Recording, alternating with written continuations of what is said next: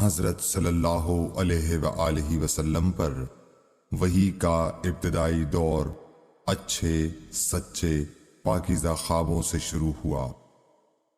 آپ خواب میں جو کچھ دیکھتے وہ صبح کی روشنی کی طرح صحیح اور سچا ثابت ہوتا۔ پھر من جانب قدرت آپ تنہائی پسند ہو گئے اور آپ نے غار حرا میں خلوت نشینی اختیار فرمائی اور کئی دن اور رات وہاں مسلسل عبادت اور یاد الہی و ذکر میں مشغول رہنے لگے۔ جب تک گھر آنے کو دل نہ چاہتا توشہ ہمراہ لیے ہوئے وہاں رہتے۔ توشہ ختم ہونے پر ہی اہلیہ محترمہ حضرت خدیجہ رضی اللہ تعالی عنہا کے پاس تشریف لاتے اور کچھ توشہ ہمراہ لے کر پھر وہاں جا کر خلوت گزین ہو جاتے۔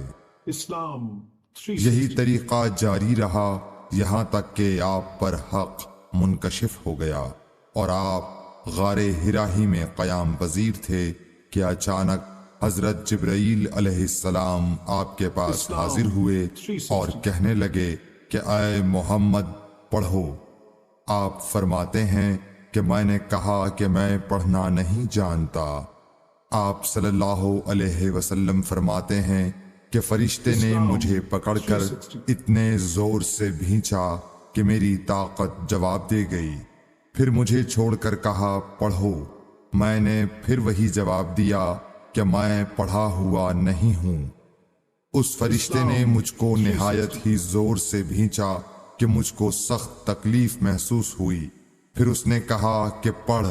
میں نے کہا میں پڑھا ہوا نہیں ہوں۔ فرشتے نے تیسری بار مجھ کو پکڑا اور تیسری مرتبہ پھر مجھ کو بھینچا۔ پھر مجھے چھوڑ دیا اور کہنے لگا کہ پڑھو اپنے رب کے نام کی مدد سے جس نے پیدا کیا اور انسان کو خون کی پھٹکی سے بنایا۔ پڑھو اور آپ کا رب بہت ہی مہربانیاں کرنے والا ہے۔ بس یہی آیتیں آپ حضرت جبرائیل علیہ السلام سے سن کر اس حال میں غار حرا سے واپس ہوئے کہ آپ کا دل اس انوکھے واقعے سے کانپ رہا تھا۔ آپ حضرت خدیجہ کے ہاں تشریف لائے اور فرمایا کہ مجھے کمبل اوڑھا دو، مجھے کمبل اوڑھا دو۔ لوگوں نے آپ کو کمبل اوڑھا دیا۔ جب آپ کا ڈر جاتا رہا تو آپ نے اپنی زوجہ محترمہ حضرت خدیجہ رضی اللہ تعالی عنہا کو تفصیل کے ساتھ یہ واقعہ سنایا اور فرمانے لگے کہ مجھ کو اب اپنی جان کا خوف ہو گیا ہے۔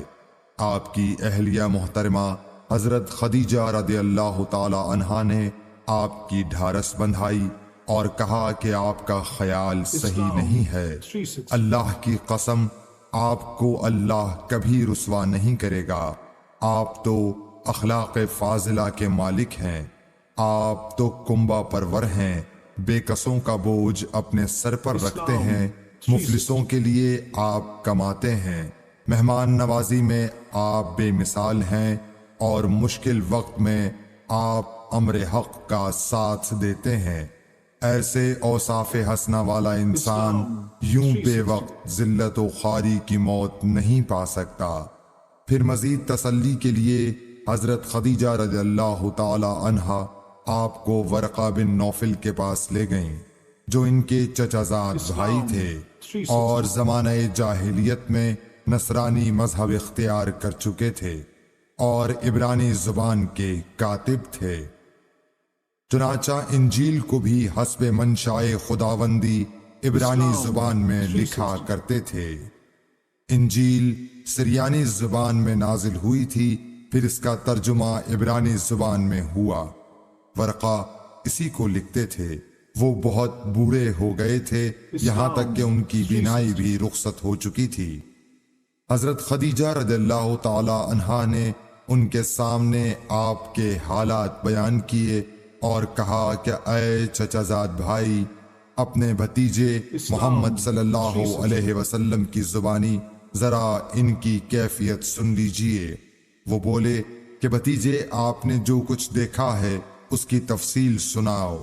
چنانچہ آپ صلی اللہ علیہ وآلہ وسلم نے از اول تا آخر پورا واقعہ سنایا، جسے سن کر ورقہ بے اختیار ہو کر بول اٹھے کہ یہ تو وہی ناموس معزز رازدان فرشتہ ہے جسے اللہ نے حضرت موسیٰ علیہ السلام پر وحی دے کر بھیجا تھا۔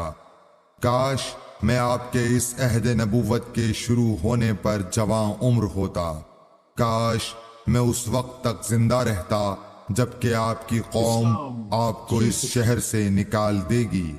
رسول کریم صلی اللہ علیہ وآلہ وسلم نے یہ سن کر تعجب سے پوچھا کہ کیا وہ لوگ مجھ کو نکال دیں گے، حالانکہ میں تو ان میں صادق و امین و مقبول ہوں؟ ورقہ بولا، ہاں یہ سب کچھ سچ ہے، مگر جو شخص بھی آپ کی طرح امر حق لے کر آیا لوگ اس کے دشمن ہی ہو گئے ہیں۔